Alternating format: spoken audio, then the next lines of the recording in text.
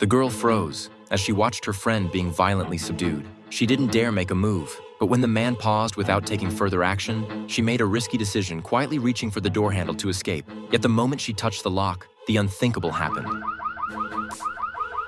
The man fixed his cold gaze on Casey, then swiftly pulled on a mask before lunging at her. When the girls regained consciousness, they found themselves in a room. The bald man walked in carrying a chair. With almost obsessive precision, he pulled a handkerchief from his pocket and meticulously wiped down the seat before finally sitting down, satisfied. The girls were terrified. His piercing eyes scrutinized them. Ruth grew increasingly nervous under his stare and instinctively moved to cover her legs only to draw his attention. I choose you first. Maybe a minute. She thrashed in terror, breaking free from his grip. Pee on yourself. And was dragged out of the room. Elizabeth rushed to the door, but it was locked. Hearing the blood-curdling screams from outside, Casey assumed the worst for Ruth. But moments later, the man brought Ruth back, shaking his hand in disgust and retching. Ruth had been so terrified that she'd wet herself. The man clearly had severe germophobia. Just as the girls considered making themselves filthy, they heard arguing outside. They screamed for help, hope surging through them. We're in here! Don't go in there. Don't go in there. But when the door opened, their expressions turned strange. A refined, elegant woman stood before them, Don't worry. I'll talk to him. He listens to me.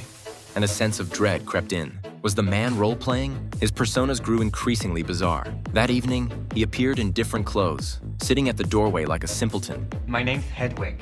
I have red socks. How old are you? 9?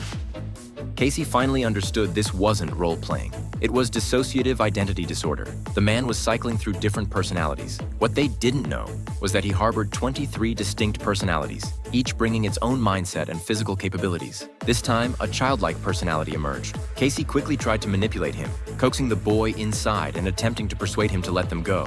But he seemed terrified of the bald man and soon left. The girls immediately plotted their escape. Tapping the walls, they discovered a vent sealed with wooden boards. Elizabeth hammered at it with her shoe and broke through, but the boy outside heard the noise. While the girls stalled him at the door, Elizabeth finally pried open the vent cover and climbed in with all her strength. Suddenly, silence fell outside. They assumed the boy had left until a tremendous force burst the door open.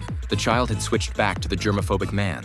Elizabeth had already escaped. Dropping from the vent, she heard the man's furious roar. She ducked into a closet and watched him pass by, just as she thought she was safe. I thought I lost you.